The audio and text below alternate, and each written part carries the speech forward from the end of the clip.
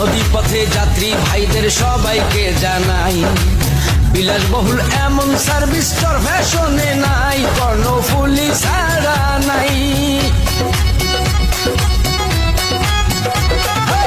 সুবিশাল চারতলা লঞ্চ দেখতে কি সুন্দর, মনে হয় নদীর মাঝখানে সাজানো শহর, একটা সাজানো শহর।